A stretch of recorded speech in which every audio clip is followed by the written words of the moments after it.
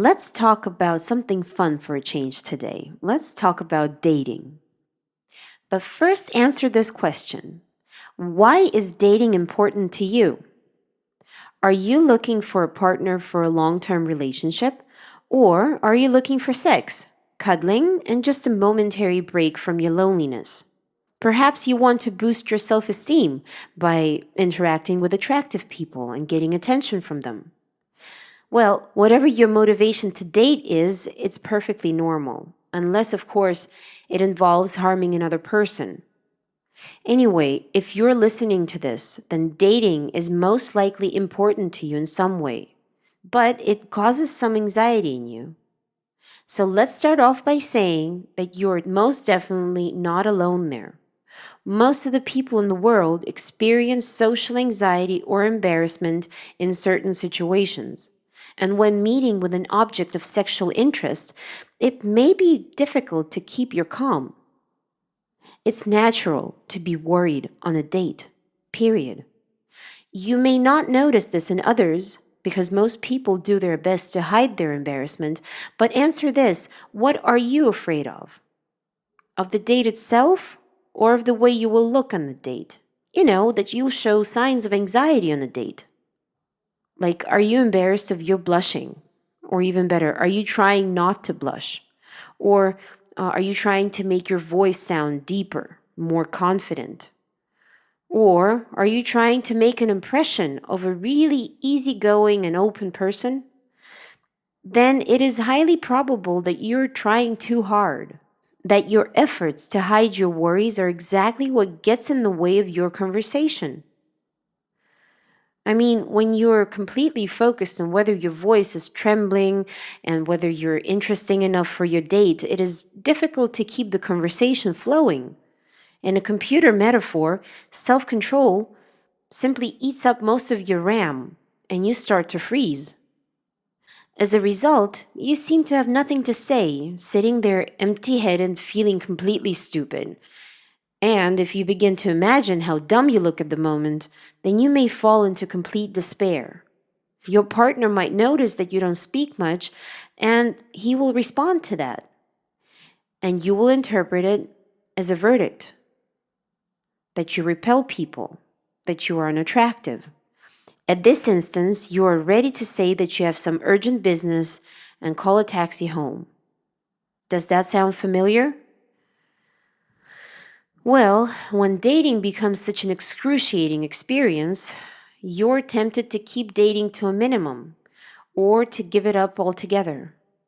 In this case, I suggest that you deal with the so called vicious circle of avoiding behavior. It works like this: the more you worry in some situations, the more you try to avoid them. And the fact that you avoid these situations gives your brain a confirmation that those situations are really dangerous. When you find yourself in those situations, your fear becomes stronger than the last time. So the bottom line is pretty simple. The more you go out on dates, the easier you will feel about them. The easier and more pleasant the process will become. You might say, well, actually, I went out on dates routinely, but it never got any easier. Okay, I understand. Then ask yourself this: what do you think about dates? If every day for you is like an exam, then it's one story. But if you treat dates as a training experience, it may become a whole other story. If you treat dating situations where you overcome your fear, your embarrassment, where you remain yourself as an achievement, then you will feel completely different about dating. Remember to praise yourself for every date. And let's make your expectations realistic at this point. You're not obliged to meet the love of your life from the first try. You're just going on that date to have some fun. Sure, there's no doubt that love at first sight exists, but don't get yourself down if that doesn't happen to you from the very first try. Your plan is not to run away from the date, literally and mentally. Your plan is to be there to get to know another person a little closer. It may be helpful for you to watch your progress. To do this, each time evaluate from 0 to 100 your level of anxiety before, during, and immediately after your date. Mind you that these are completely different kinds of anxiety. Anxiety before the date might sound something like, what if I fail again? Anxiety during the date might sound something like, oh, it's a nightmare. I am such a disgrace.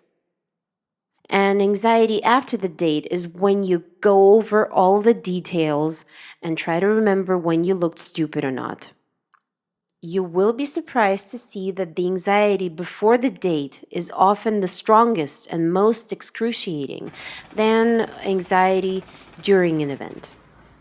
You will certainly notice that with practice, your anxiety gradually grows down, although there may be some ups and downs. Naturally, this strategy does not guarantee you that every date will be enchantingly successful and that every partner will like you. And here, I invite you to imagine what would be the most terrible outcome of your date. Is a failed date a disaster in your life? Is that the end of the world? And then think about what would be the ideal outcome of a date and what might be the most realistic outcome.